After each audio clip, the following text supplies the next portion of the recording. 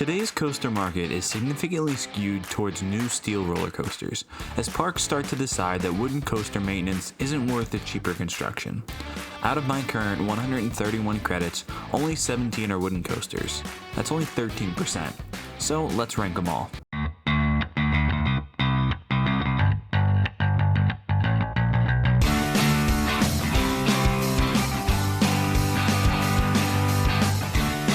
Quick note, unfortunately during my trips I have missed some wooden credits. Blue Streak at Cedar Point, Roar at Six Flags America, and JoJo Ice Cream are a couple examples that I missed during some coaster trips due to maintenance issues.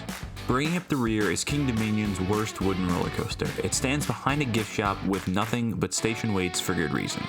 Grizzly is unbearably rough, no pun intended, as it jackhammers riders and has no true redeeming qualities.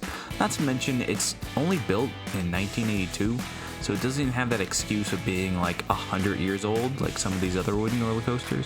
Then we have Wildcat, which opened at Lake Compounds in 1927, but even after being completely retracked in 2017, this coaster is perhaps the roughest I have ever experienced.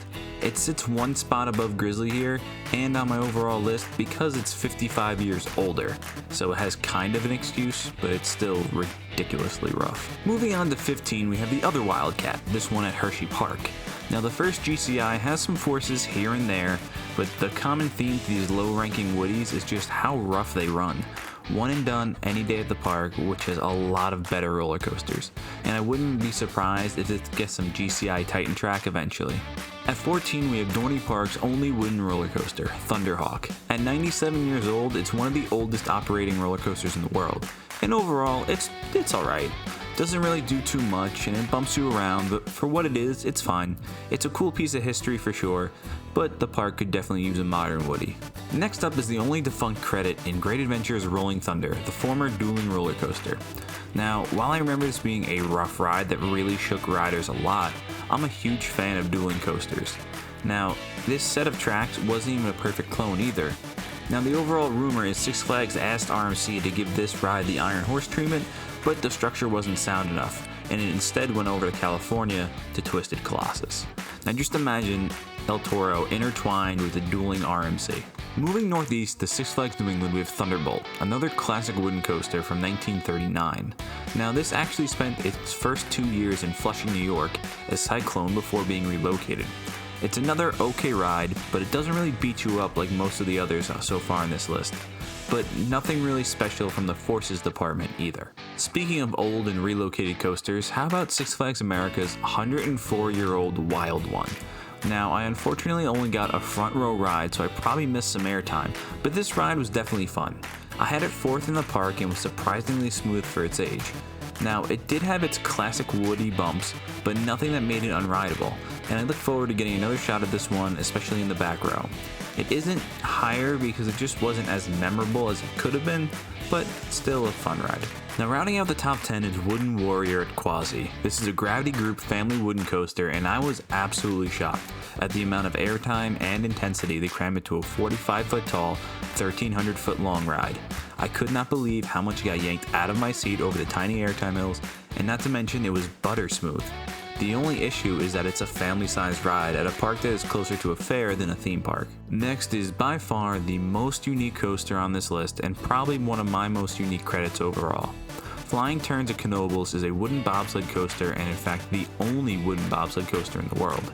It isn't much different in terms of ride experience from the normal bobsled coasters, but it's smooth, it's entertaining, and it may not be the most exciting coaster on this list or even at the park, but it's unique and that gets some bonus points. At number 8 is Comet at HersheyPark. Now this is just a good old-fashioned classic ride with some good airtime paired with a little bit of a bumpy ride.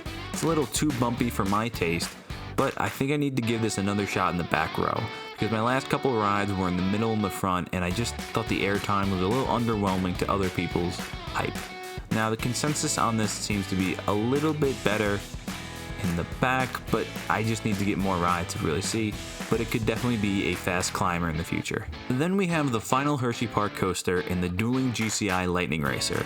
Kind of the opposite of Comet with no forces but no roughness. Then we throw in the dueling aspect with one of the best sets of dueling interactions around.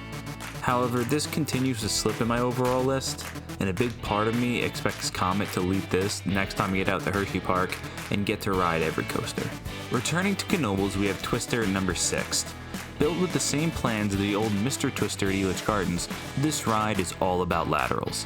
The massive double helix will have the riders pinned to the side, and the entire ride is just about as forceful as it can get, and exciting experience overall. It is the perfect complement to the Airtime machine that will appear later on this list, even though this is an overlooked, underrated, and sneaky good ride. Opening the top 5 is Racer 75, formerly Rebel Yell at King's Dominion. Another classic dueling wooden coaster, this opened with the park in 1975, and it supplies some of the stronger airtime and one of the smoother woodies I've ever had the pleasure of riding. This park clearly does a great job of keeping this ride in good shape with retrackings, and there really couldn't be a bigger gap between wooden coasters than this and Grizzly. Now, I actually forgot how high I had this next ride on my overall list. And Vader is kind of a hybrid, but could also be considered a wooden coaster, so I'm going to leave it on this list. Now, this small-scale GCI at Busch Gardens is small, short, and it feels a little bit incomplete.